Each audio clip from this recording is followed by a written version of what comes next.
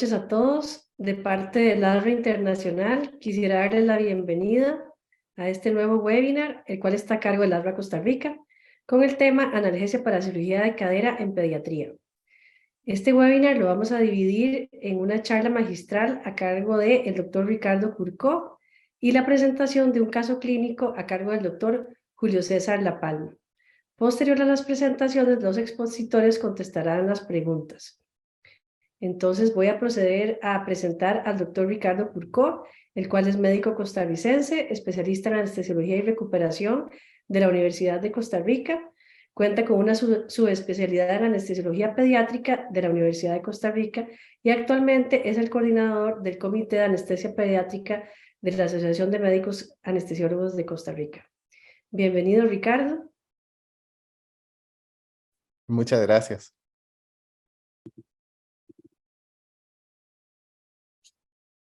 Saludos a todos. El tema que vamos a revisar ahora es el de anestesia regional para cirugía de cadera pediátrica.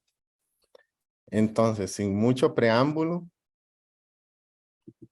vamos a proceder a iniciar con los contenidos de la charla. Básicamente vamos a revisar lo que son 3 bloqueos: el bloqueo de faz ilíaca, el caudal y el bloqueo de plexo lumbar.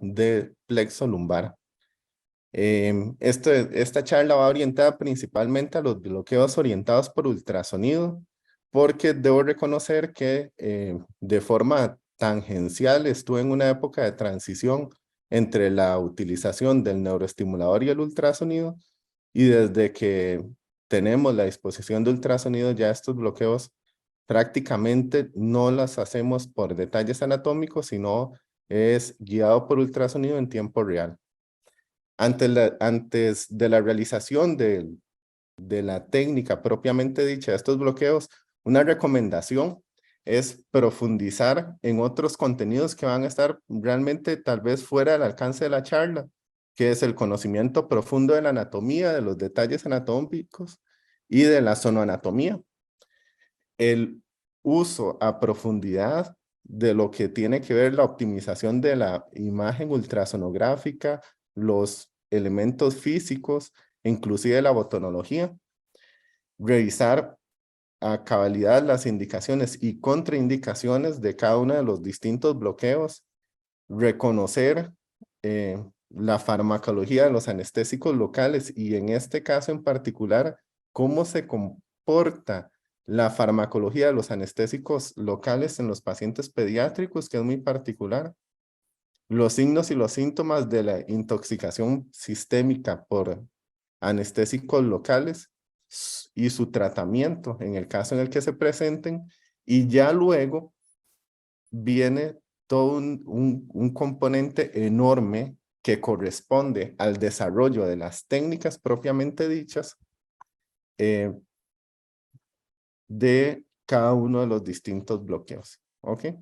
Vamos a comenzar como en orden histórico, ¿verdad? Básicamente tener presente lo que tiene que ver con la anatomía, tener presente lo que es la inervación. Eso ya tenemos bastante de conocer, que la articulación de la cadera tiene principalmente 3 nervios que la inervan. En la parte anterior sería el nervio femoral y el nervio obturador, que son nervios, ramos terminales del plexo lumbar, y el nervio ciático, que es el principal nervio representante del plexo sacro. También hay otros nervios, los cuales contribuyen a la inervación de la cadera, como son el nervio para el músculo cuadrado femoral y el glúteo superior. Prácticamente 2/3 partes de la inervación de la articulación de la cadera son por el plexo lumbar. A raíz de eso es que las técnicas regionales en cirugía de cadera se orientan principalmente al bloqueo de los nervios o del plexo lumbar y no tanto de lo que es el nervio ciático. Sin embargo, si quisiéramos bloquear por completo la inervación de la cadera, sería necesario bloquear ambos plexos o los nervios por aparte. Con respecto a la inervación cutánea del muslo y más específicamente a los abordajes quirúrgicos para cirugía de cadera pediátrica, realmente vamos a tener tres principales abordajes. Vamos a tener el abordaje posterior, el lateral y el anterior. Podemos ver aquí su relación con la inervación cutánea del muslo y podemos ver que la inervación cutánea del muslo es bastante compleja. Podemos tener lo que son ramos ventrales de nervios espinales o nervios subcostales como T12. Podemos tener el nervio ilioinguinal y el genitofemoral. Podemos tener ramos cutáneos del nervio femoral y el nervio femoral cutáneo lateral. Sin embargo, cuando vemos los abordajes quirúrgicos que ya les cité, vemos que el principal nervio cutáneo que está ahí representado es el nervio femoral cutáneo lateral. Y precisamente muchas de las técnicas regionales van orientadas hacia el bloqueo de este nervio. Con respecto a la neuroanatomía del plexo lumbar, tenemos que el plexo lumbar está conformado por la unión de los ramos ventrales de L1 hasta L4.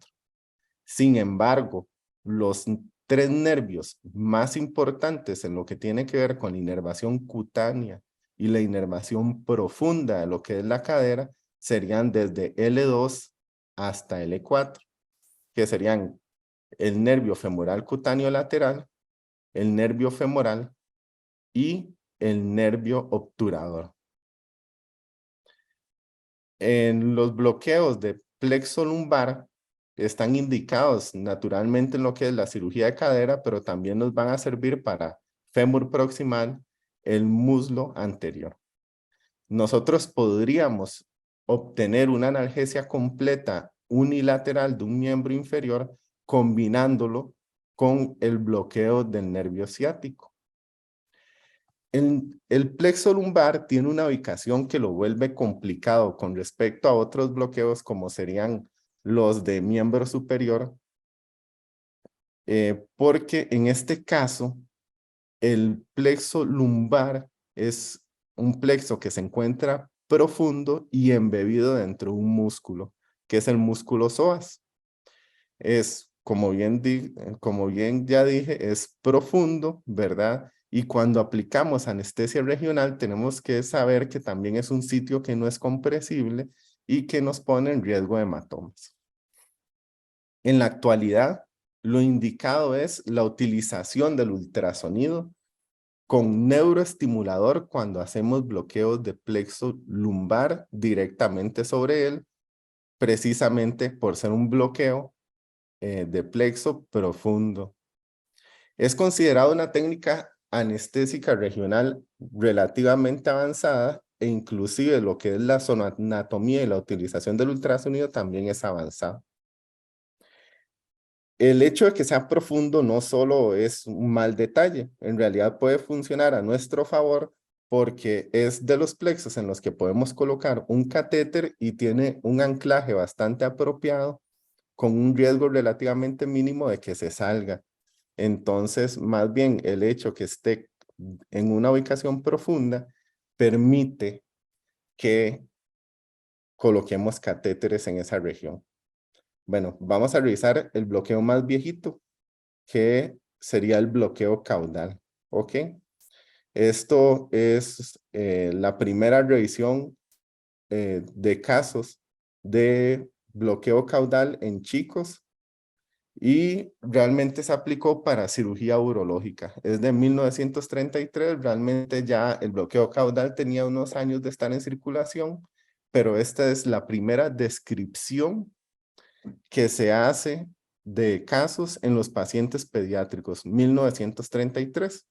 Y ahí los autores en la misma introducción dicen que a pesar de que se hizo una revisión extensa, no se encontraron reportes previos del bloqueo caudal en la población pediátrica.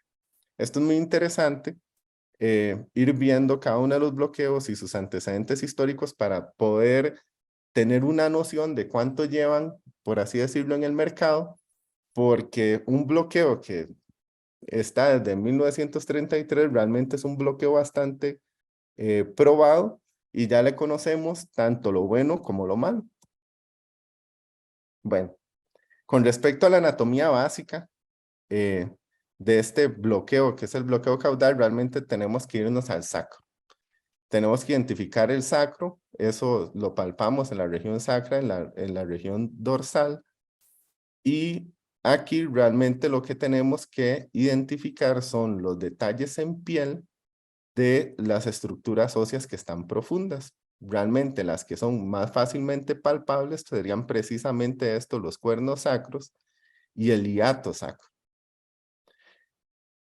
Están cerca de la región del coxis, ahí se siente una depresión y se sienten los cuernos sacros. Los cuernos sacros realmente es el componente posterior de ese 5 que no se cierra y es un sitio de entrada precisamente al espacio epidural. Entonces, este como tal no es un bloqueo que sea un bloqueo periférico, sino realmente es un bloqueo central que se identifica justamente por encima del pliegue interglúteo.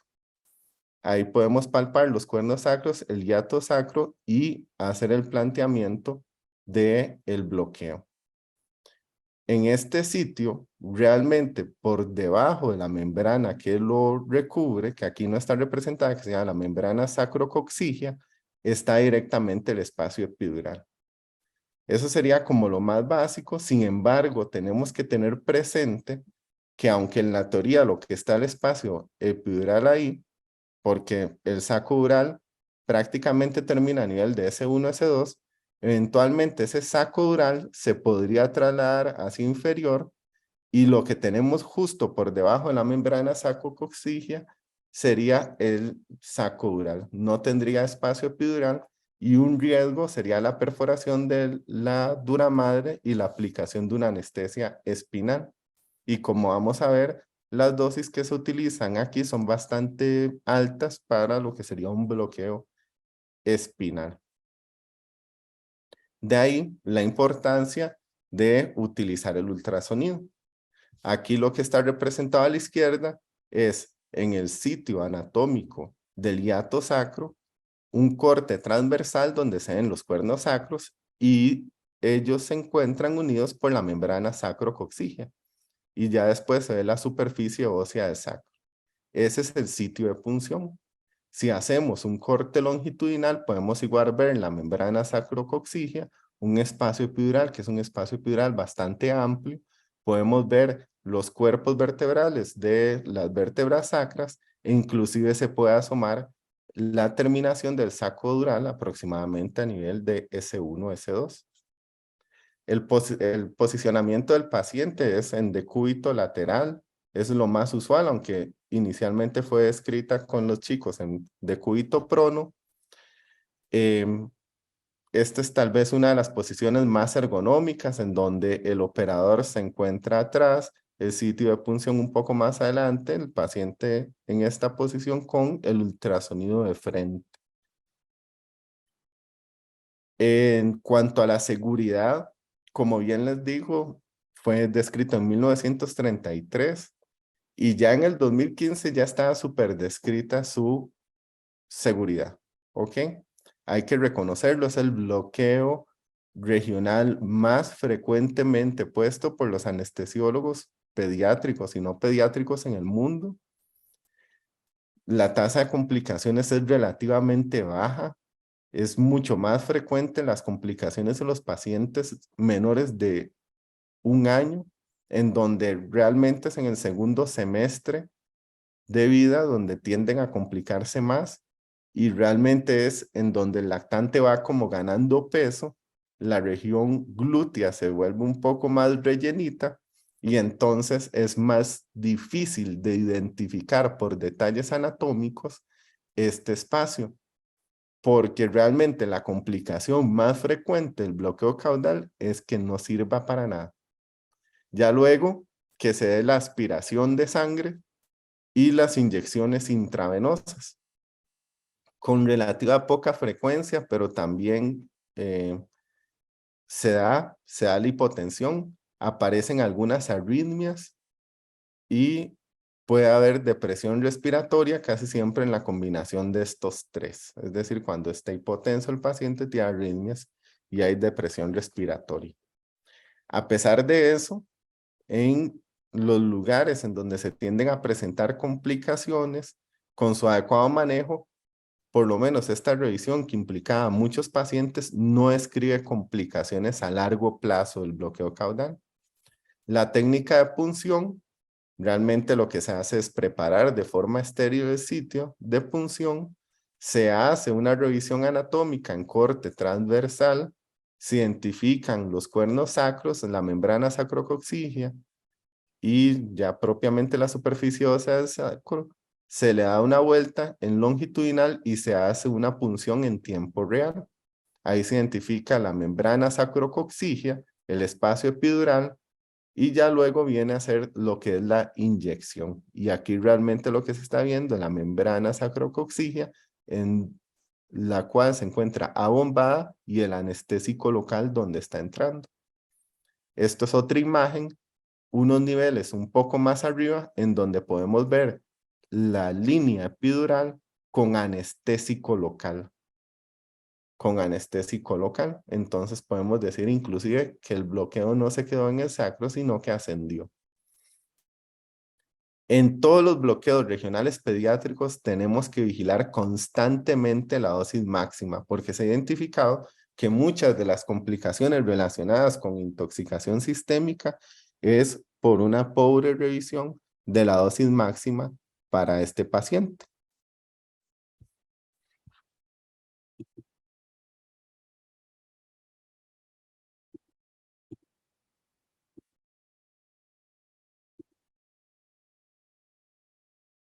Para este paciente.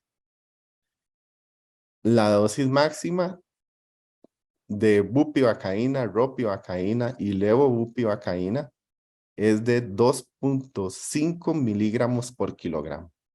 Tenemos rangos, pero tal vez fácil de recordar, 2.5 miligramos por kilogramo. Y según un protocolo que ha sido ampliamente utilizado y que la verdad hay que reconocerlo, por lo menos ha sido útil, es el protocolo Armitage, que dice que para cirugía de cadera no necesitamos volúmenes mayores a 0, mililitros por kilogramo. Entonces, un ejemplo, en un paciente de 10 kilogramos podemos utilizar un bolo de bupivacaína en 0,25 y le aplicamos 5 mililitros. Eso respeta el volumen y respeta la dosis máxima.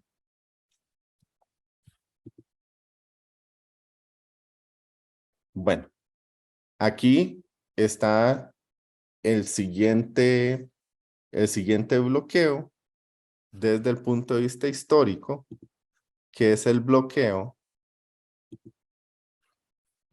de plexo lumbar. ¿Ok?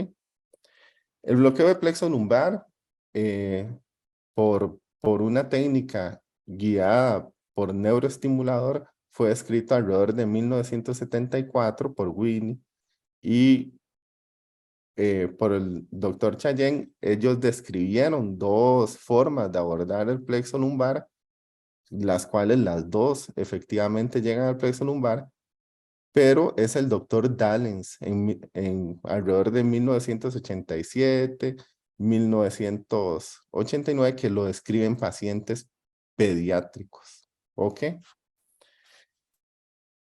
El doctor realmente lo que hace son unos estudios.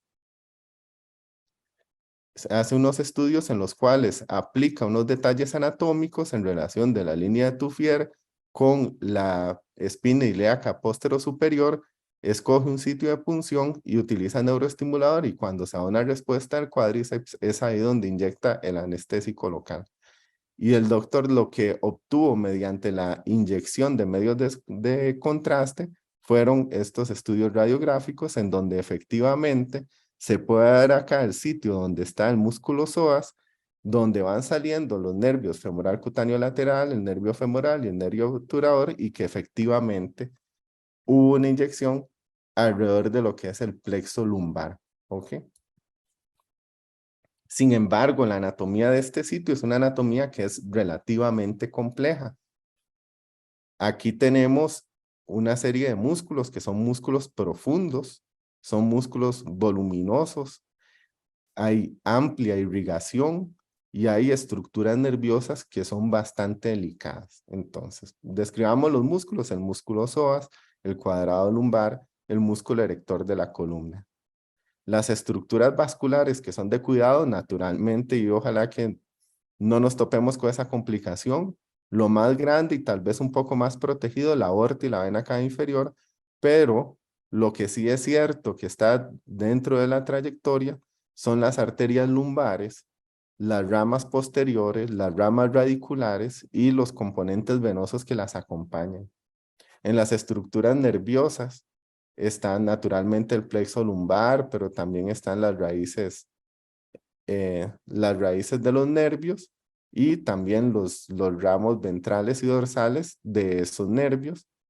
Eventualmente también se ha descrito la inyección epidural tratando de llegar al plexo lumbar.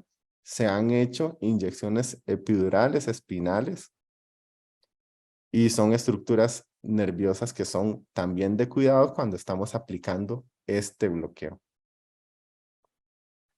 La imagen ultrasonográfica sería básicamente esta, donde vemos el cuerpo vertebral, vemos los grandes vasos que habíamos dicho, la aorta, la vena cava, el músculo psoas, el músculo cuadrado lumbar y el erector de la columna atrás. El plexo lumbar en ocasiones está pobremente definido, pero realmente es una estructura que está aquí en el interior del músculo psoas. Esta es la imagen que hablan, una imagen de trébol, y básicamente es como la más estudiada en los pacientes pediátricos para acceso del músculo psoas. Hay otra imagen que es la imagen del tridente que también se hace. Sin embargo, tal vez esta es como la que está un poco más difundida. Esto es con un transductor curvo, vemos las mismas tres estructuras. Vemos el músculo psoas, el cuadrado lumbar, el erector de la columna, la apófisis transversa y el plexo lumbar dentro del músculo psoas.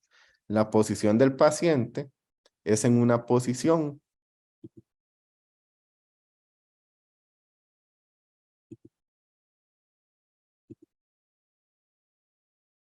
en decúbito lateral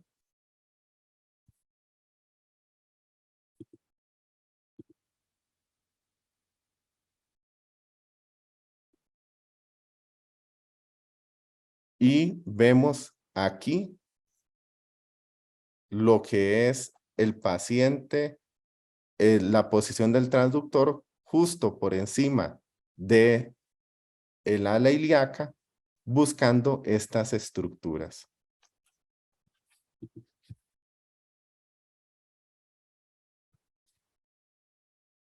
¿Cómo administramos estos medicamentos? Administramos primero un bolo y ya luego podemos colocar un catéter y establecer una infusión. El bolo, la dosis máxima es la misma y en volumen sí es un volumen relativamente menor. Es un espacio que es un espacio relativamente pequeño. El anestésico va a difundir alrededor de los nervios sin necesidad de un gran volumen, de 0,3 a 0,5 mililitros por kilo. Entonces, en un paciente también de 10 kilogramos, eso sería como un bolo perfectamente de 5 ml. Ya con respecto a la edad, podemos aplicar un esquema dependiendo de la edad. Si es menor de 6 meses, tal vez experiencia buena, se tiene con bupivacaína y las dosis que no vayan superiores a 0,2 miligramos por kilo hora. Si se hacen bolos de rescate, que no sean bolos de rescate por encima de 1 por hora, y el máximo sería la suma del bolo de rescate con la infusión. En mayores de 6 meses podemos utilizar en más cantidad o más tipos de anestésicos locales y las dosis máximas 0,3 miligramos por kilo hora para la bupivacaína y bupivacaína y 0,4 en el caso del ropivacaína. Los bolos de rescate serían la mitad de la dosis por hora y básicamente el máximo igual es la suma de ambos. En cuanto al volumen, se puede decir que un catéter en la región lumbar puede ir básicamente de 0,2 a 0,3 mililitros por kilogramo hora. ¿Cómo se suele preparar esto? Se obtiene el consentimiento informado. Esto realmente es para todos los bloqueos y se puede aplicar perfectamente para cualquiera de los otros dos que vamos a describir. Vamos a conseguir asistencia en el momento, pero asistencia ojalá entrenada, particularmente los que nos pueden ayudar en momentos difíciles. Confirmamos siempre lo que es el lugar, la indicación del bloqueo y las contraindicaciones. Si vamos a utilizar neuroestimulador, cosa que es muy importante en el bloqueo del plexo lumbar, no utilizamos bloqueadores neuromusculares. Es bueno que hagamos un tiempo fuera previo al bloqueo y básicamente es darle posición, limpiar el sitio e ir a bloquear a nuestro paciente. Bueno, ¿cómo identificamos los detalles anatómicos? Paciente en decúbito lateral, identificamos los procesos espinales, la espina ilíaca póstero superior y la línea intercristal o de Tuffier. Ahí se va a hacer una intersección y ahí hay varios sitios de punción. Hay quienes dicen que es donde se interseque 1 centímetro hacia medial o 1 centímetro hacia medial y otro centímetro hacia superior. El hecho es que vamos a obtener una imagen semejante a esta, que está la apófisis transversa, el cuerpo vertebral, y vamos a ver el psoas con el plexo lumbar y la aguja que va a estar entrando en una posición prácticamente horizontal hacia el plexo lumbar. Y aquí lo que se ve es el anestésico local rodeando el plexo lumbar. Lo que necesitamos para el bloqueo, básicamente nuestra monitorización estándar, el antiséptico de piel, las cubiertas estériles, los guantes y la vestimenta estéril, un transductor curvo para los chicos más grandes o uno lineal para los más pequeños, la aguja de bloqueo, ojalá una aguja que sí sea muy ecogénica, el neuroestimulador, que es muy importante en este bloqueo, y el equipo de reanimación, incluyendo la emulsión lipídica al 20%. Si vamos a colocar un catéter en este sitio, es muy, pero muy relevante tener la técnica aséptica estricta. Vamos a insertar la aguja básicamente con la misma técnica, pero podemos hacer una hidrodisección previa a la colocación del catéter. Esa hidrodisección se puede hacer con un volumen tan pequeño como 0,1 mililitros por kilo. Avanzamos el catéter 3 centímetros. Es natural que esos 3 centímetros tengamos algo de resistencia al avance. En ocasiones es un poco superior a la analgesia epidural. Y ya luego, con el catéter en su sitio, podemos administrar más anestésico local y confirmar su posición mediante el ultrasonido, ya sea por imagen 2D o con Doppler. Ya luego aseguramos el catéter al sitio de bloqueo y lo rotulamos apropiadamente para que no hayan errores en cuanto a la administración de medicamentos. El tercer bloqueo sería el bloqueo de faz ilíaca, también introducido a la población pediátrica por el doctor Dallens, pero en este caso realmente no era un bloqueo que llevara mucho en circulación, sino que el doctor lo que hizo fue describir un abordaje anterior del mismo plexo lumbar. Es decir, en lugar de hacer la punción por los detalles anatómicos en la espalda baja, el doctor dijo, bueno, puede ser que yo haga una modificación de un bloqueo descrito previamente por Winnie, que es el 3 en 1, y esa modificación permita llegar mejor a lo que es el plexo lumbar. Y esa modificación fue lo que adquirió el nombre de bloqueo de compartimiento faz ilíaca y probablemente es lo que ha sobrevivido más en el tiempo en relación con el 3 en 1. Básicamente el doctor lo que hace es una punción pasando la piel, tejido subcutáneo, la fascia lata y profundo a la fase ilíaca identifica el compartimento ilíaco. El compartimento ilíaco se encuentra delimitado por encima con la fase ilíaca, por debajo con las fascias de los músculos ilíaco y psoas, o su combinación, el ilio-psoas, y contiene los ramos terminales del plexo lumbar. ¿Ok? Estos son unos cortes anatómicos y realmente lo que está representado es la fascia lata, la fascia ilíaca, los vasos que están entre esas dos fascias y profundos a ellos los nervios o ramos terminales que serían el nervio femoral cutáneo lateral, el femoral y el nervio obturador.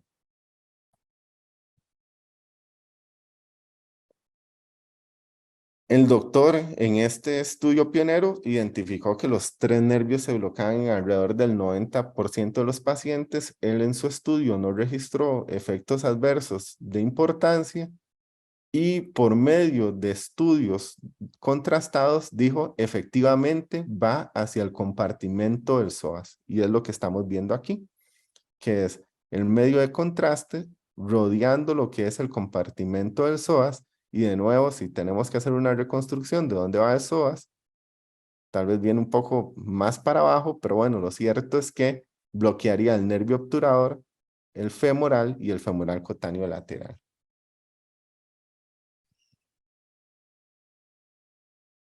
Aquí lo que tenemos es una imagen ultrasonográfica, ¿verdad? De un bloqueo, pero ya colocado, en donde los vasos se elevan y dejan cubiertos de anestésico local, en este caso, el nervio femoral. Básicamente, como lo entendemos, es que es un abordaje anterior del plexo lumbar, ya no punzando por la espalda, y lo vamos a inyectar lo más proximal que podamos dentro del compartimento ilíaco, es decir, lo más hacia arriba, hacia craneal, por debajo de la fase ilíaca. Se bloquean con frecuencia los 3 nervios, o por lo menos el nervio femoral y el femoral cutáneo lateral, y está indicado en las cirugías de cadera, fémur, muslo anterior. Tiene un riesgo menor de lesión nerviosa e intoxicación sistémica porque en el compartimento ilíaco no vamos a ver esos componentes nerviosos y vasculares que sí se ven como cuando hacemos la punción a nivel lumbar. ¿Ok? Esta es una representación gráfica y lo único que vemos acá es por debajo de la fase ilíaca es donde nos vamos a encontrar los nervios. Desde los estudios de Allens se teoriza que el nervio genitofemoral también podemos bloquearlo porque se bloquea el compartimento ilíaco y el nervio genitofemoral discurre en la parte posterior del músculo psoas. Estas son unas imágenes ultrasonográficas donde se muestra la arteria femoral por debajo de la fase ilíaca y el nervio femoral y por debajo lo que vendría a ser los músculos. Este abordaje aquí es a nivel inguinal y ya luego podemos hacer un bloqueo suprainguinal a nivel del ligamento inguinal hacia arriba, en donde identificamos los músculos, la fase ilíaca, acá el músculo sartorio, el músculo oblicuo interno, y por debajo de esta fase ilíaca es donde se va a ir a hacer la punción.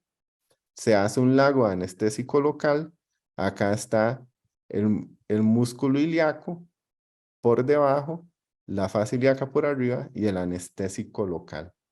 Cuanto más proximal logremos colocar este anestésico local, más efectivo tiende a ser el bloqueo de fase ilíaca. ¿Cómo se dosifica? Básicamente la misma dosis máxima, el volumen es un volumen mayor al que utilizamos en el bloqueo de plexo lumbar y es hasta 0.7 mililitros por kilogramo. En nuestro paciente de 10 kilos, 7 mililitros. Y para aplicar la infusión son las mismas dosis máximas en kilogramos, pero con volúmenes distintos. de 0,3 hasta 0,4 mililitros por kilo hora. Como conclusiones, y ya para terminar, bueno, estos bloqueos regionales son herramientas bastante útiles, ¿verdad? Y eficaces en lo que es la cirugía de cadera.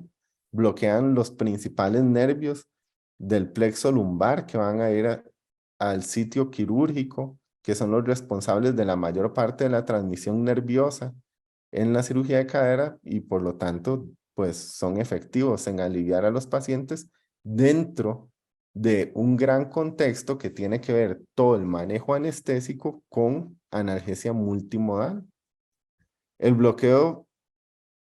Los bloqueos de plexo lumbar, tanto en su abordaje posterior como anterior, ellos tienen grado variable de complejidad, tienen grado variable de exigencia desde el punto de vista técnico para la utilización del ultrasonido, como de la expertise a la hora de colocar el bloqueo. Podríamos generalizar un poco que en la mayoría de los pacientes, el bloqueo de fascia ilíaca se puede llevar a cabo de forma más sencilla en comparación con el abordaje posterior del plexo lumbar. Cuando hacemos bloqueos del plexo lumbar por el abordaje clásico, es necesaria la combinación de neuroestimulador con ultrasonido. Cuando lo hacemos con el de fascia ilíaca, realmente basta con la utilización del ultrasonido. Muchas gracias por la atención y básicamente eso es lo que traía para esta noche. Muchas gracias al doctor Ricardo Curcó por esta presentación. Y ahorita voy a proceder a presentarles al doctor Julio La Palma, el cual es médico argentino, graduado de la Universidad Nacional de Rosario, Santa Fe, Argentina. Actualmente trabaja en el Hospital de Niños de Orlando, Alasia, Santa Fe, Argentina, y es el coordinador del Comité de Anestesia Regional Pediátrica de la Red Internacional. Bienvenido, doctor. Muchas gracias. Buenas noches, ¿cómo están? Muchísimas gracias por la invitación. Es un placer siempre estar compartiendo con Lasra estas charlas. Bueno, me ha tocado, Ana, como tú has dicho, dar la parte de un caso clínico. Veremos mientras vamos pasando las diapos, que no hay un caso clínico único en cadera, porque la cadera en sí, como estaba hablando Ricardo, hoy tiene una gran complejidad de inervación, ¿no? O sea, tenemos dos plexos que van a inervar la cadera, el plexo sacro y el plexo lumbar. Y acá se produce algo que se llama la ley de Hilton, que son los nervios que inervan los músculos que actúan sobre la articulación, van a inervar también la articulación, ¿no? Entonces, como anteriormente dijo mi querido amigo Ricardo, va a ser un sector con gran complejidad de inervación. Por lo tanto, existen muchísimos bloqueos de lo que él se ha explayado muy bien, bloqueos que tienen su nivel de complejidad, por lo tanto tienen su nivel de curva de aprendizaje, bloqueos que hasta el momento, como el de fascia ilíaca y fascia ilíaca modificada, están en sus dudas de que si realmente están haciendo un bloqueo de nervio obturador o no. Y bueno, todos los bloqueos que han salido en este momento, como el bloqueo PEN y demás, que ya ha hablado en extensión el doctor. Por lo tanto, si nosotros tuviéramos que bloquear completamente la cadera, que normalmente las cirugías de cadera en pediatría son cirugías complejas que abordan realmente prácticamente toda la cadera, es muy difícil encontrar hoy en día cirugías de cadera que sean simples o que no aborden los dos componentes sacro y lumbar, ¿no? Por ejemplo, Este tipo de caderas son las que vemos normalmente en quirófano, los que hacemos pediatría, y normalmente el problema que tiene esto es que a veces el traumatólogo viene a hacer doble cadera, ¿no? Es lo que se llama cadera bilateral. Por lo tanto, hay que pensar muy bien cuando nosotros vamos a elegir un bloqueo regional justamente para cadera en niños. Y hay que sumarle algo a esto, ¿no? Hay que sumarle algo que no es superficial. Nosotros nos encontramos, aparte de la complejidad de la inervación de la cadera, algo muy importante, que es este personaje, que es el traumatólogo. El traumatólogo normalmente relativiza todo lo que sea dolor, y aparte de relativizar todo lo que sea dolor, escuchamos cotidianamente en quirófano, vamos a empezar así, es un poquito, un ratito, y terminan con unas caderas que son a la vista nuestra, el decir, ¿qué hicimos? Porque o bloqueamos la parte anterior o bloqueamos la parte posterior, y este individuo terminó abriendo prácticamente y complejizando toda la cadera, ¿no? Bien, por lo tanto, cuando yo hablo de este tipo de cirugías, directamente voy al eje central. El bloqueo caudal es un bloqueo que realmente lo eliminé de lo que es la parte de anestesia dentro de mi quehacer diario. Esto se debe por distintas razones. Primero, porque está en un sitio tremendamente contaminante. La subaracnoidea es un bloqueo que utilizo o utilizaba mucho en la parte de dolor postquirúrgico en pediatría, como coadyuvante algún opiáceo, como la morfina, 4 microgramos kilo, dando un muy buen resultado entre las 20 y 24 horas de duración, con todos los efectos adversos que tenía, ¿no? El vómito, la somnolencia, pero que es un bloqueo bastante efectivo cuando nosotros estamos buscando analgesia postquirúrgica, que en el 90% de los casos en anestesia regional pediátrica lo que buscamos justamente es eso, ¿no? Parte integral de lo que es la analgesia multimodal. Y tenemos un bloqueo pero muy viejo, muy histórico, y que por ser central, normalmente uno siendo regionalista trata de alejarse de la parte central, pero en ocasiones como esta, yo lo pongo como bloqueo ideal para la parte de cadera. Esto es una de las últimas, los últimos papers que salen, hablando de que realmente el bloqueo caudal tiene, y cuando nosotros trabajamos sobre él, tiene un 25% de dosis terapéutica, ¿no? Aumenta el umbral terapéutico de la dosis tóxica en el 25% de los bloqueos caudales.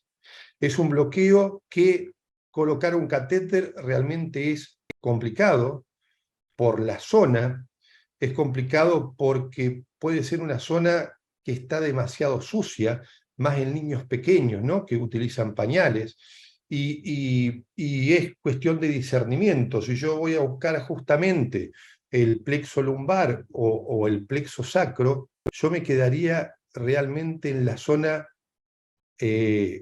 lumbar. Es la zona que a mí me competiría si yo tengo que buscar una zona para analgesia.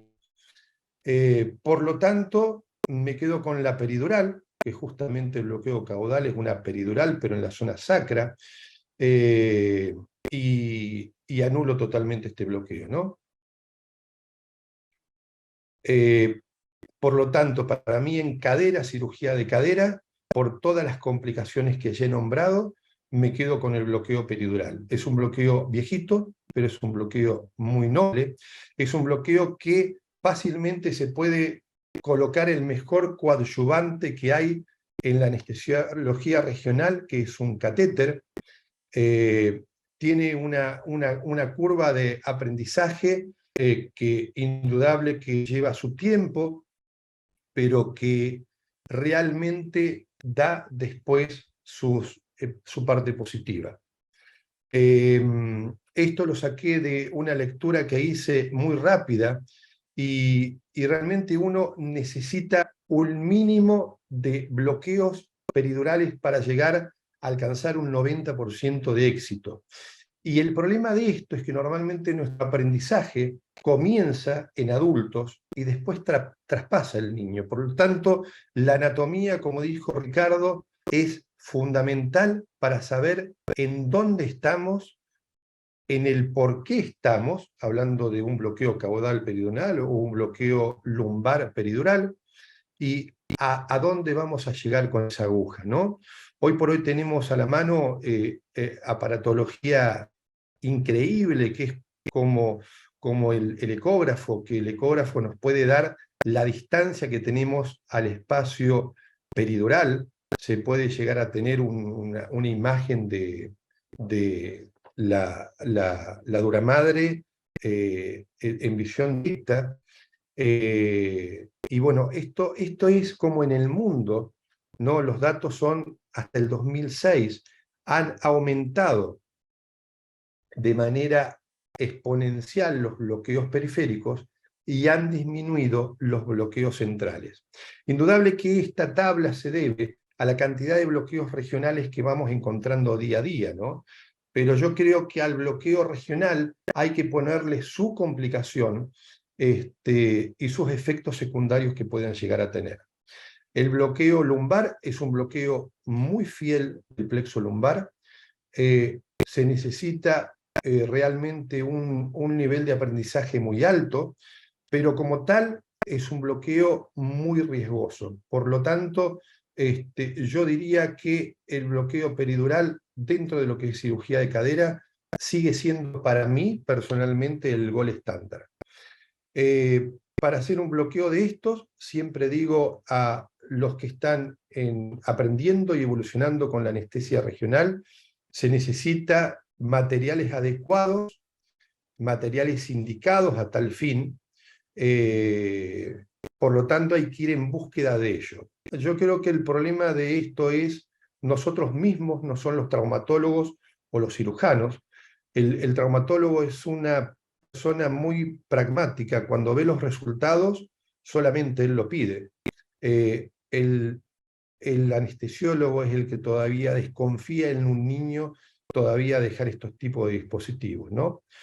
El bloqueo peridural es un bloqueo que hay que hacerlo como si uno colocara una vía central en forma totalmente aséptica, con los elementos correspondientes.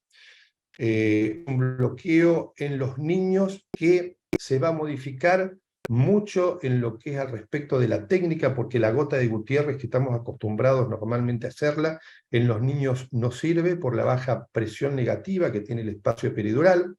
Entonces hay que hacerlo con presión continua, con la jeringa. Yo acá quiero destacar que busquen jeringas de siliconas apropiadas, porque hoy con el asunto del mercado chino tenemos muchas jeringas con émbolos de goma que se pegan, que se adosan, que no corren, y muchas veces tenemos dificultades para encontrar este espacio. El operador tiene que ser un operador que esté tranquilo, que no lo apuren los tiempos. Las maniobras tienen que ser muy delicadas. Estamos en un sector que no vamos a tener grandes complicaciones. La única complicación que podemos llegar a tener es una punción dural que va a venir líquido, y después estamos muy alejados de lo que son vasos que nos pueden llegar a comprometer una operatividad y técnica como es la de la técnica peridural. Digo que el operador tiene que estar cómodo, la camilla tiene que estar a nivel y exacto de su posición. He visto trabajar operadores con la camilla muy baja, doblándose, ya al minuto estar molestos en su posición. Yo recomiendo poner todo a la altura cómoda del operador que va a hacer el bloqueo. Y documentar. La documentación de este tipo de bloqueos es fundamental, ¿no? Porque es indudable que cualquier efecto secundario que tenga el paciente o cualquier complicación de esa cadera, la culpa la va a tener el bloqueo. Siempre sucede eso cuando no se trata con gente muy confiable. Por lo tanto, cualquier documentación que pueden llegar a tener es fundamental. Lo que yo hago en mi institución es, después de colocar el catéter peridural, coloco contraste, cualquier contraste no iónico, y con el arco en C le saco una foto. Eso va a la carpeta, puede ir también a mi celular, lo documento, lo guardo para tener la prueba de que ese catéter está en el espacio adecuado. El cuidado es fundamental. Cuando yo hablo de la técnica peridural, siempre hablo de un catéter peridural. No coloco peridurales como única técnica, siempre coloco un catéter porque, como siempre digo, el catéter es el mejor coadyuvante que existe hasta el momento de cualquier técnica que uno haga. ¿Cuál es el problema del catéter? ¿O por qué se ponen tan pocos catéteres en el mundo de la anestesiología pediátrica? Yo creo que es por el problema de que el que realizó la técnica es el que va a quedar de guardia hasta que ese catéter salga del paciente. O el paciente se vaya de alta, o el paciente, nosotros pensemos que ya se puede retirar el catéter y se puede manejar la analgesia por otros mecanismos, pero el único que va a estar de guardia con ese catéter es el que realizó la técnica. Yo creo que eso acobarda mucho a los colegas para la colocación de catéteres, pero cuando uno ve el resultado de esto, realmente termina enamorado, ¿no? Son chicos que no saben que han pasado por cirugías tan cruentas. El cuidado de enfermería es otra de las cosas que hay que tener en cuenta. Los equipos multidisciplinarios hoy es el fin y el logro del éxito. Ya no existen más genios en la medicina, sino existen equipos de excelencia. Por lo tanto, es nuestra responsabilidad armar de paciencia, formar enfermería, saber el curar ese catéter, saber qué puede predecir ese catéter, qué síntomas tienen que buscar, tratar de que ese catéter esté con adhesivos transparentes para tener observación de ese catéter durante el tiempo que sea requerido el uso del catéter. Muchas veces me preguntan el tiempo, ¿no? El tiempo de un catéter dura hasta que lo necesite el paciente. No hay bibliografía que diga un tiempo, ¿no? Como una vía central, vemos que un catéter está contaminado ya a las 48 horas, pero nada de eso tiene que ver con la parte de infección de un catéter. Si uno tiene el cuidado correspondiente, no tiene por qué tener tiempos límites para dejar un catéter. Y como en todas mis presentaciones, los que hablan son los niños. Uno no tiene que hablar cuando ve la cara de ese niño de esa manera después de una cirugía tan cruenta, ¿no? Brunete, escucha una cosa. ¿Muestro mi diente? No, es horrible, el diente, se te salió el diente. Escucha, Brunete, yo te voy a tocar el pie y vos me vas a decir qué sentís. ¿Qué sentís acá? Un rasguño. Un rasguño. Bien. La parte de observación de los niños es fundamental. Nosotros tenemos que saber en qué dermatoma estamos trabajando, cómo está trabajando esa solución anestésica que le dejamos colocada.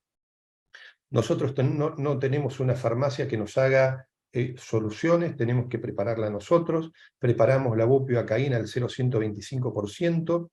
Antes le dejábamos 3 ampollas de morfina de 10 miligramos cada una. Hoy por hoy estamos dejando una sola ampolla de morfina en 370 mililitros de fisiológico, y con eso tenemos un pasaje de volumen de 4 mililitros hora.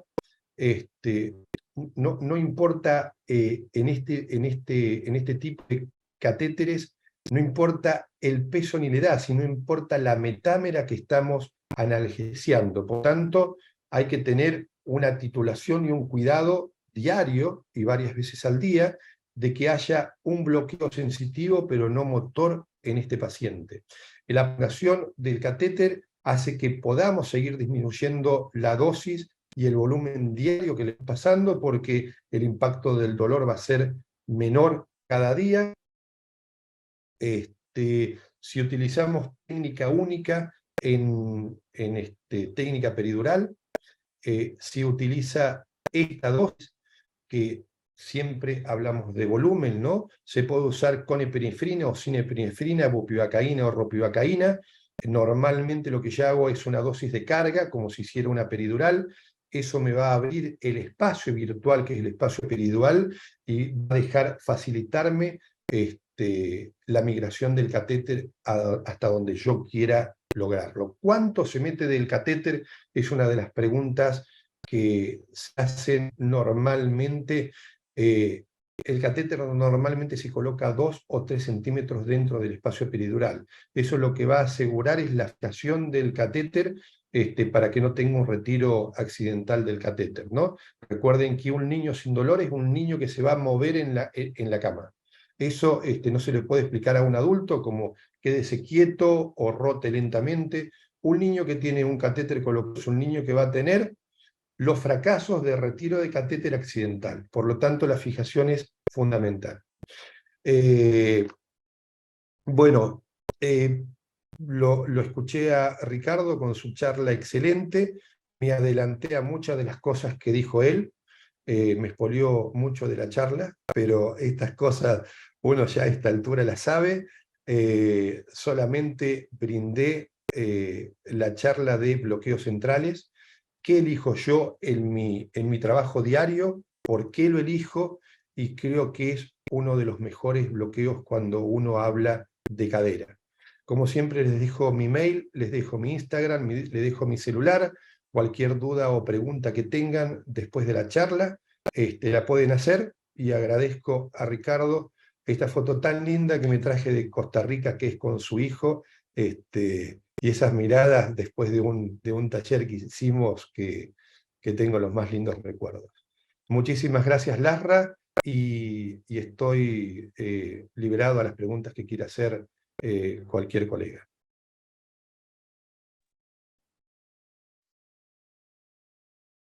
Muchas gracias, Julio, por la presentación. Aquí hay varias preguntas de algunos colegas. Se las voy a hacer. Creo que la primera pregunta que hacen podríamos escuchar respuesta de ambos, porque aquí preguntan qué opinión tienen acerca del bloqueo PEN en paciente pediátrico para cirugía de cadera, que pues no fue nombrado hoy. Tal vez Ricardo, si empieza con la respuesta. Sí, efectivamente el bloqueo PENC sí se ha revisado. Ciertamente el bloqueo PENC, al ser un bloqueo un poco más novedoso, hace falta todavía experiencia en pacientes pediátricos. ¿Ok? Se ha probado en algunas instancias como bloqueo paliativo para algunos chicos, ¿verdad? En los cuales se va a desfuncionalizar la extremidad. De eso hay resultados y funciona. Para cirugía de cadera propiamente dicha, lo que hay publicado sí es bastante poco. Los resultados son relativamente equívocos. Si lo he utilizado o no, realmente bloqueo PENC solo en la población adulta he utilizado, en pacientes pediátricos todavía no. Muchas gracias, Julio. Joana, la única experiencia que tengo en bloqueos PEN es para traslado de los niños, para que no sientan dolor, por ejemplo, cuando uno se lo pasa de un shock room que ha llegado con un politraumatismo, o se lo pasa de la camilla de transporte a la camilla quirúrgica, pero como sabemos, el bloqueo PEN lo que está haciendo es un bloqueo de la cápsula anterior, ¿no? de lo que es el tercio superior de cabeza de fémur y la rama femoral. Creo que sirva para una cirugía de cadera porque, como ya dije, normalmente las cirugías de cadera que tenemos en niños son cirugías complejas, no son cirugías fáciles ni son cirugías de bajo impacto de dolor. Es un bloqueo muy seguro, es un bloqueo con una curva de aprendizaje fácil, pero como dijo Ricardo, todavía no tenemos bibliografía al respecto en pediatría, pero no creo que sea un bloqueo que logre demasiado en la parte de cirugías de cadera pediátricas. De acuerdo, aquí coinciden ambos. Y si tuvieran que elegir Un bloqueo, bueno, ya sabemos y vimos la presentación del doctor Julio La Palma que él prefiere el catéter epidural, pero si tenés que escoger, la pregunta es para ambos, si tenés que escoger un bloqueo, vas a poner un bloqueo regional y vas a poner un catéter regional, ¿cuál bloqueo sería cuál sería el preferido? Tal vez para Ricardo, ¿cuál sería el bloqueo regional preferido? Quitando el caudal por lo que bien dijo de la infección. Tal vez eso es como una especie de algoritmo, ¿verdad? Si la cirugía es bilateral, ahí no lo dudo, un solo momento, definitivamente es un epidural, ¿ok? Si, ahora sí, ahora bien, si la cirugía me lo permite, en bastantes pacientes se puede colocar un catéter de fascia ilíaca, ¿ok? Con un abordaje multimodal.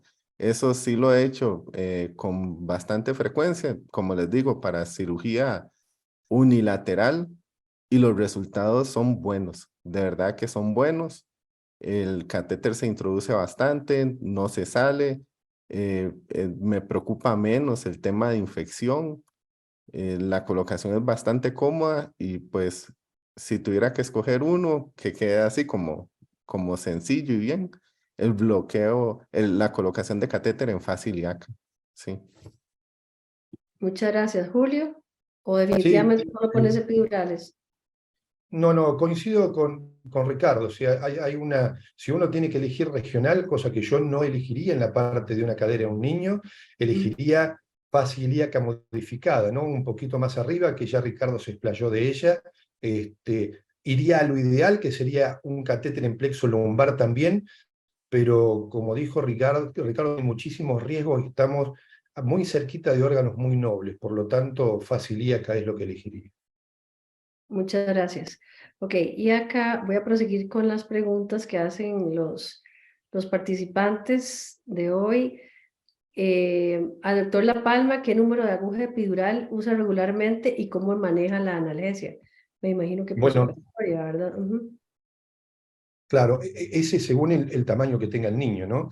Nosotros, gracias a Dios, tenemos en nuestro hospital desde 22 a 19, todas las gamas, y según el tamaño del niño, nosotros hacemos catéteres a partir del año de vida, no hacemos en niños más pequeñitos.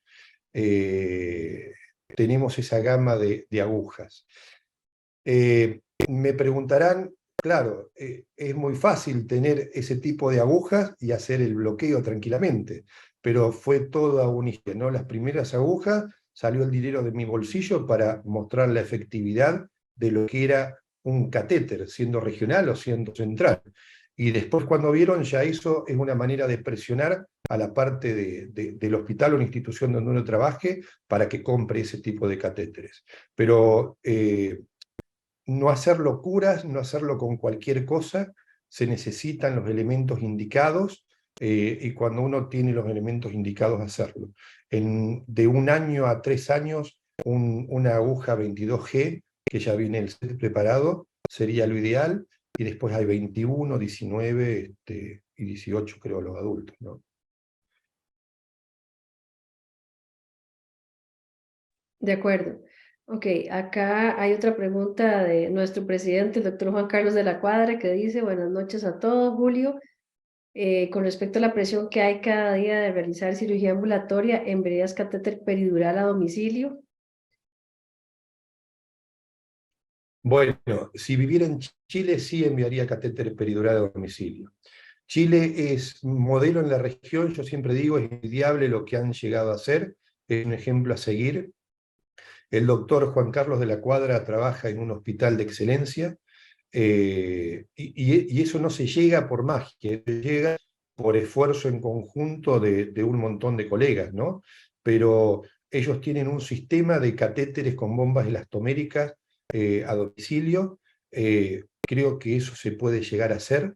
La cuestión es un trabajo muy grande, pero sabemos que Latinoamérica tiene realidades totalmente distintas, por lo tanto no me animaría a decir que sí mandaría un paciente a la casa si no tengo las seguridades correspondientes en el sitio donde estoy trabajando.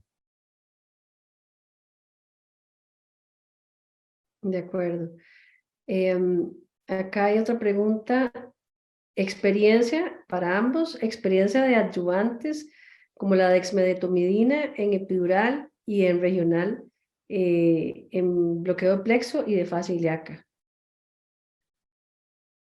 Ricardo. Para bloqueos nerviosos, en realidad, Dexmed o Presex no tiene tanta evidencia como sí la tiene la clonidina, ¿verdad? Realmente lo que demuestra es que para aquellos bloqueos en los que se aplica un único bolo, pues sí aumenta lo que es la densidad del bloqueo y la duración. Sin embargo,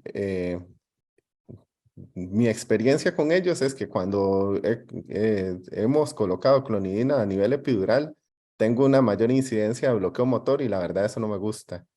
Lo cierto es que coincido con el doctor, si yo quiero que un bloqueo dure más tiempo, no me complico y le coloco un catéter. Eso a diferencia, por ejemplo, este ejemplo, la clonidina, que efectivamente ha demostrado ser útil y buena, pero me parece que el titular, la concentración del anestésico y la tasa de infusión, es más fácil titularla que agregar un coadyuvante y dejarlo a la suerte de que tenga o no estos efectos adversos que, como les digo, tal vez una incidencia un poco más alta de bloqueo motor y de hipotensión, ¿verdad? Entonces, Dexmedeto, si no, nada de experiencia en estos bloqueos regionales. Sí, coincido con Ricardo, ¿no? Cuando nosotros hablamos de anestesia regional en pediatría, muchas veces estamos haciendo medicina basada en la evidencia porque no tenemos bibliografía. Yo soy un enamorado porque de utilizarla y ver los efectos de la dexmedetomidina como coadyuvante. He llegado a duplicar el tiempo del anestésico local sin tantos efectos secundarios como puede llegar a tener la clonidina. Hoy utilizo dexmedetomidina 0,7, 1 microgramo kilo en prácticamente todos los bloqueos que hago, pero vuelvo a repetir lo que ha recordado Ricardo, ¿no? El mejor coadyuvante que uno tiene es un catéter, sea donde sea. Sí, tal vez el recordatorio que al final de cuentas es off-label, ¿verdad? Todavía el uso de la dexmedetomidina a nivel periférica o neuroaxial. Acá hay otra pregunta, vamos a ver. En su experiencia, ¿desde qué edad se pueden hacer peridurales lumbares teniendo en cuenta las consideraciones anatómicas correspondientes a cada edad? ¿Sí? ¿Perdón? Bueno. En su experiencia, ¿desde qué edad se pueden hacer peridurales lumbares? Bueno, Sí, hay bibliografía que habla desde un mes, ¿no? Yo he visto poder colocar catéteres a pacientes de 2 meses, 3 meses sin ningún tipo de problemas. Yo no utilizo catéteres en menores de 1 año y comienzo a colocar catéteres en menores de 1 año. Primero por seguridad del paciente, seguro por el manejo, tercero porque no hay tanta bibliografía que a mí me diga que una infusión continua en niños menores de 1 año no va a ser una acumulación de anestésico local, llegando a límites de intoxicación por anestésicos locales. Por lo tanto, la prioridad mayor siempre es cuidar al paciente y la segunda prioridad es cuidar mis coronarias. No arriesgo absolutamente nada si no tengo bibliografía fehaciente que me indique qué es lo que estoy haciendo. Y cuando sumamos esa medicina basada en la evidencia, tratamos de hacerlo las cosas con un poco de discernimiento, ¿no? O sea, el saber el por qué y el cómo y qué estamos utilizando. Si ese catéter va a ir con un single shot o si va a ir con una infusión continua. Pero en menores de 1 año no utilizo catéteres peridurales. Gracias. Bueno, sí, la charla va a estar después disponible en el canal de YouTube de LABRA Internacional que preguntan. Vamos a ver, aquí hay otra pregunta que dice, en cirugías bilaterales con inmovilización tipo ESPICA, donde retirar el catéter peridural es tan complejo, ¿qué manejo recomiendan? Ricardo, ¿contestás vos No, o no, contesto yo? Es que creo que es de catéter peridural, ¿verdad? peridural, ajá, pero dice cirugía bilateral con inmovilización tipo éspica. Sí, yo no desconozco eso, no sé. No sé qué es Debe esa ser, inmovilización. calculo yo que debe ser, imaginándome, un yeso pelvipédico, ¿no? Cuando el catéter queda escondido adentro del yeso, que eso ocurre a veces. No tengo problema. Sí, lo coloco igual al catéter. Genuinamente yo me voy por lo mismo. Pues lo ideal sería poder revisar el sitio de punción y todo esto. Sin embargo, digamos que fallo en favor del niño y le coloco el catéter. Ujú. Gracias. Bueno, aquí hay otra pregunta que creo que ya fue contestada. Aquí hay otra que dice, ¿prefieren infusión continua o bolos intermitentes? Ah, bueno, y si yo quería hacer una pregunta de si usan catéteres epidurales y dejan solo bombas elastoméricas o se atreven a dejar bombas de control de PSA para niños mayores.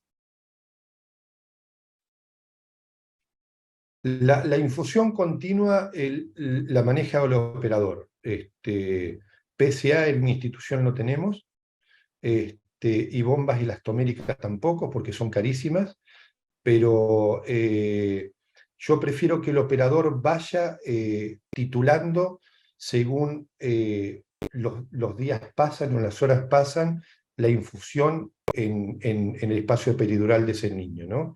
Como todos sabemos, no es lo mismo las primeras 24 horas que las 48 horas posteriores. Como dije, al paciente hay que seguirlo estudiando, ver la semiología, ver qué dermatoma estamos tomando con ese catéter, tratar de anular cualquier bloqueo motor que pueda llegar a tener y conservar el bloqueo sensitivo, pero eso es un día a día y hora a hora. Una bomba elastomérica a mí lo que hace es infundirme los mililitros horas que yo le coloco. Yo, sin embargo, con una bomba de infusión puedo ir jugando de aumentarlo o disminuirlo. Ejemplo, movilidad temprana porque quiere venir el kinesiólogo a trabajar. Entonces yo en ese momento puedo hacer un bolo con esa bomba, darle un poco más de dosis para que ese niño en la movilidad no tenga dolor. Y anteriormente, no sé qué preguntaste, Ana, si es una dosis única, si es Sí, una si dosis de usan infusión. ajá, sí, si usan infusión continua o bolos intermitentes, como de rescate, supongo yo, o que van, no sé, supongo que, bueno, a veces que usan, que van en la mañana, ponen un bolo y en la noche otro bolo, o si le dejan la infusión continua. No, tratamos de dejar eso continuo. Ujú. Ricardo, ¿algún comentario con respecto? Ajá. Los Acá sí hay bombas elastoméricas, perdona que te Ajá. interrumpa. Ah. Digamos, cuando tengo que elegir entre si coloco bolos intermitentes o una infusión basal, una vez colocado un catéter regional, básicamente es así. Los bloqueos que son perineurales, ¿verdad? Que van alrededor de la vaina del nervio y que van a generar un bloqueo que es un bloqueo relativamente prolongado. En esos casos, sí puedo dejarlos con bolos intermitentes. Por dejarles un ejemplo, un catéter a nivel de nervio ciático, sí puede ser que le coloque un bolo en la mañana, otro bolo en la noche. Y yo sé que va a tener analgesia por lo menos por esas 12 horas que no lo voy a ver. Eso favorecería lo que es la movilidad, no tiene una bomba. Eventualmente me puede ayudar un poco con el destete. El último bolo puede ser una prueba para ver qué tal le va sin el bloqueo y me puede ayudar con el destete. Si es un bloqueo de plano, por ejemplo, un bloqueo de fase ilíaca, ahí sí prefiero colocar una infusión continua, porque a final de cuentas se ha demostrado que los bolos en la fase ilíaca duran poco tiempo, duran unas 6 horas, entonces tendría que ir a verlo 4 veces al día, lo cual no es compatible con la práctica profesional, entonces dejo una infusión continua. Si tengo que escoger entre bombas, depende, ¿verdad?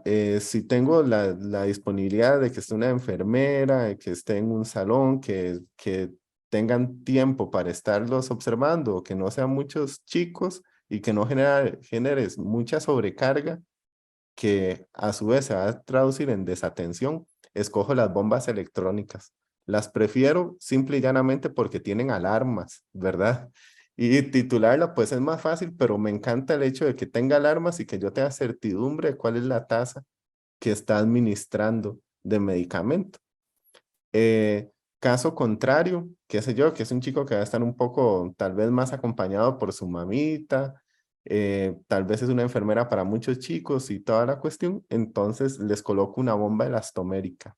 La PCA, cada vez tenemos más bombas de PCA y es una buena oportunidad para aplicar dos cosas, ya sea que el chico pueda aplicar la PCA con más o menos con ese esquema que les pasé, que es la mitad de la dosis por hora, y entonces tenemos PCA epidural y PCA regional, pero además, ¿verdad? Existe la PCA by power, que sería como por poder, o sería la que administra la enfermera o la que administra la mamá o el encargado, que en ese caso es una herramienta adicional como para ayudarlos en esos momentos en los que no estoy yo.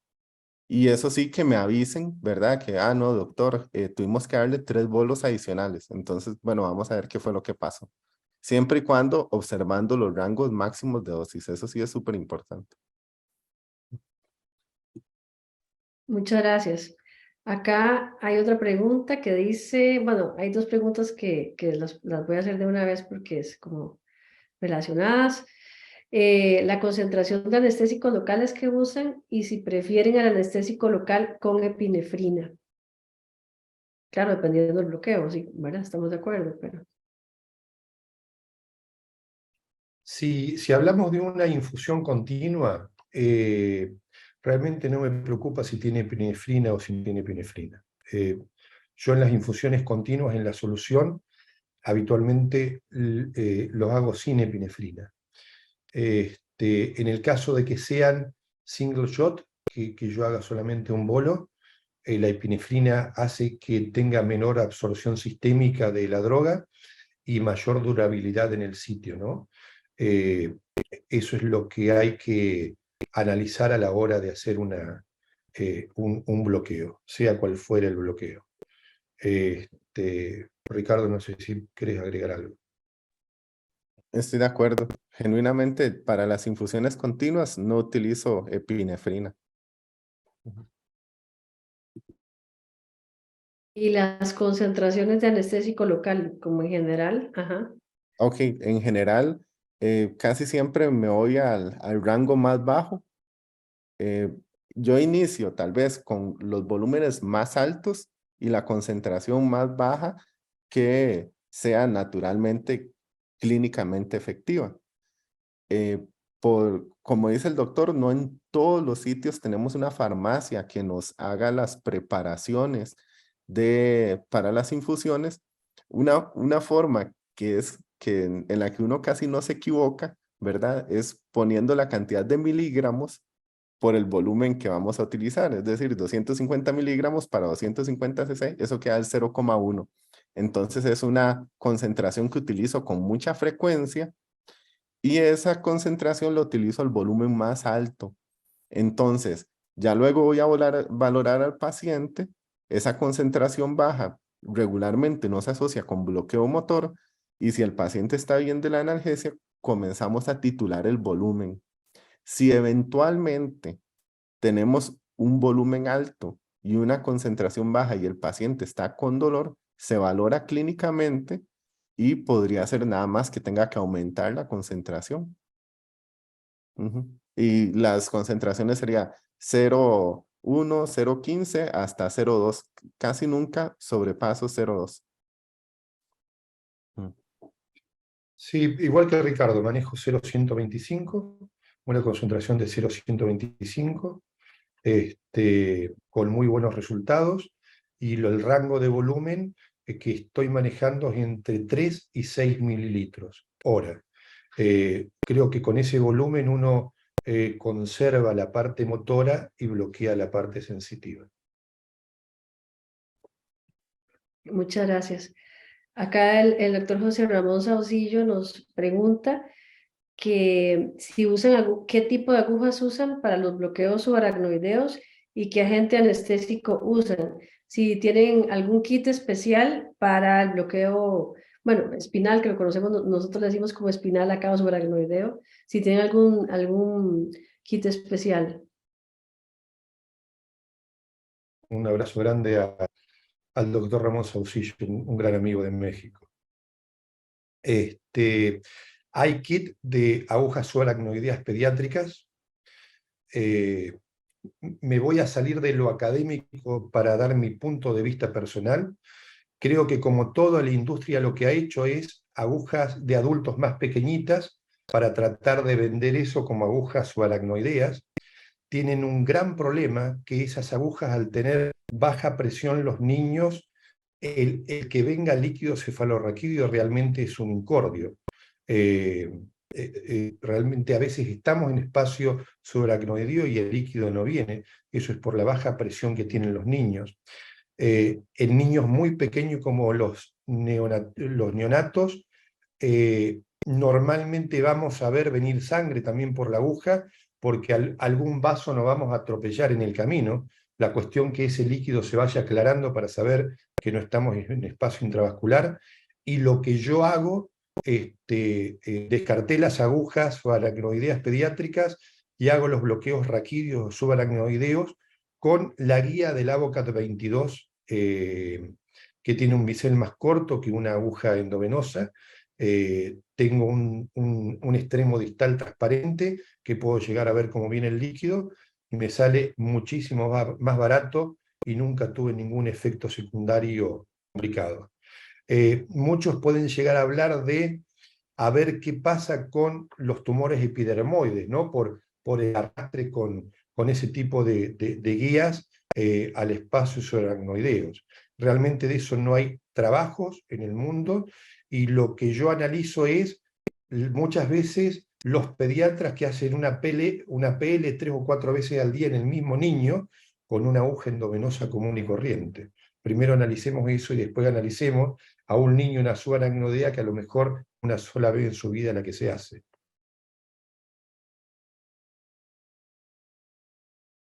Sí, de acuerdo, muchas gracias. Hay otra pregunta acá que dice, ¿qué recomiendan para analgesia en una triple osteotomía en un paciente de 4 años?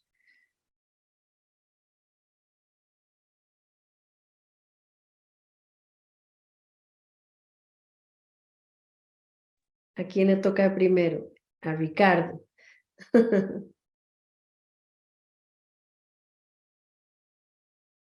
Bueno, ahí realmente ocuparía, digamos, como, ¿verdad? Que nada más aclarar una parte, que la triple osteotomía, ¿verdad? Por concepto, tengo que hacer una cirugía más extensa, ¿verdad? Que va a territorios superiores. Si lo que ocupo es un área más extensa que involucra más nervios, naturalmente me inclinaría por un abordaje epidural, ¿verdad? Que un abordaje regional ahí de nervios. Ujú. Sí, yo creo que fui claro en toda la charla, ¿no? O sea, estamos hablando de una cirugía de triple osteotomía en manos de un traumatólogo. Por lo tanto, lo que nosotros podemos pensar, multipliquémoslo por 2. Yo no voy a tener ningún dolor de cabeza. Como siempre le digo a Juan Carlos de la Cuadra, voy como se patean los penales, fuerte y al centro. Pongo un catéter peridural y me olvido de cualquier problema que pueda llegar a tener y de algún bloqueo que me haya olvidado. Sí, de acuerdo. Y pregunta la misma colega, el mismo colega, que si hay alguna recomendación en niños con mielomeningocele.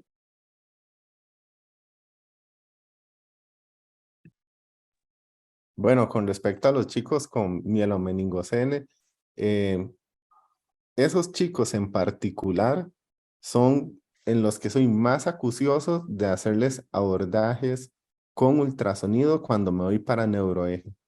Si no tiene el antecedente descrito, si no está claro en el expediente que se descartó y todo, ellos tienen una incidencia elevada en relación con la población en general de tener médula anclada, de tener alteraciones en el saco subaracnoideo. Son pacientes que, de nuevo, a menos de que esté demasiado bien claro, que haya imágenes y todo, de que eso no es así, voy y le hago un abordaje guiado por ultrasonido. Si puedo saltarme el neuroeje en esos pacientes, naturalmente lo voy a hacer, ¿verdad? Dichosamente están estas estrategias. Yo coincido definitivamente con el doctor La Palma en que el abordaje epidural es un abordaje súper útil. Sin embargo, hay que reconocer que tal vez el doctor está del lado del lado de los epiduralistas más experimentados. La literatura sí describe, ¿verdad? Que el abordaje epidural podría tener una falla de hasta 1/3, y eso es más frecuente en los pacientes pediátricos por asuntos meramente de experiencia. Entonces, en los anestesiólogos, en general, los anestesiólogos pediátricos, yo siempre recomiendo tener más herramientas a la mano, ¿verdad? Entonces, tener buena experiencia, ojalá en estos bloqueos que pueden salvar la tanda. Y en este caso, en los chicos con mielomeningocele, yo sí soy un grupo de pacientes que reviso primero por medio de ultrasonidos y me inclino por neuroeje. Si todo está en orden, procedo. Y si no, si a la menor duda, bloqueo regional, definitivamente. Sí, Ana, lo primero que hay que ver es qué van a hacer con ese niño que tiene un mielomeningocele. Sabemos muy bien que hay distinta categoría de mielomeningoceles con ciertas sensibilidades más profundas que otras, ¿no? Pero siempre el mielomeningocele, el significado de dolor es totalmente distinto al dolor que estamos llevando normalmente y rutinariamente. Yo sé si tengo que abordar el neuroeje. Justamente salió la pregunta con los residentes la semana pasada de un mielo que tenían que hacerle una reconstrucción de cadera porque tenía luxada la cadera. Y yo, como dice Ricardo, primero escanear, pero yo sé que ese eje central en algún lado va a estar sano y normal. No es que un mielomeningocele tenga toda su médula malformada. Es un niño de un nivel de mayor complicación indudable, pero un catéter peridural se puede poner desde la parte torácica hasta la parte sacra, como es el bloqueo caudal. Yo lo que voy a buscar es asegurarme que ese catéter esté colocado en un espacio normal, que no me dé un trabajo significativo, y si no, requeriré las armas de una anestesia regional sumada a la analgesia multimodal que puedo llegar a tener, ¿no? Claro, claro. Ok. Bueno, nos estamos extendiendo un poquito. Hemos pactado entre los tres que las ponencias eran de 30 minutos, lo cual se portaron muy bien y la verdad que está muy provechoso. Yo estoy encantada aquí sentada, pero vamos a tratar creo que nos quedan, bueno, acá 2 preguntas y agradecerles a los dos el tiempo y a los participantes porque todavía veo gente acá. Son bastantes y pues eso significa que están muy interesados también. Aprovechar que los tengo a los dos y transmitir las preguntas. La doctora Rondón dice, ¿hasta qué edad usa el Avocat 22 para bloqueos subaracnoideos? Bueno, es todo practicidad. Si a mí el niño me puede dar una contextura física, el cual yo puedo abordarlo con una aguja 27G de adultos, no tengo ningún inconveniente, lo abordo con ese tipo de agujas. Ahora, ¿qué pasa en los niños muy pequeños? Yo estoy hablando de niños de neonatos, por ejemplo, de pacientitos que hacemos subaracnoideas en una hernia atascada porque no quiero invadir su hipoplasia pulmonar que tiene con una ventilación artificial.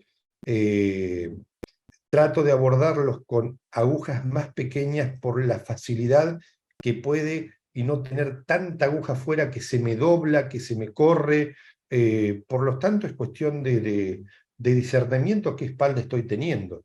En niños mayores de 5 años, de 4 años, puedo llegar a tener una espalda que yo lo aborde con una aguja 27G de un adulto normal, y si los niños son de baja talla, los abordo con una guía de ABOCAD, sin ningún tipo de problema.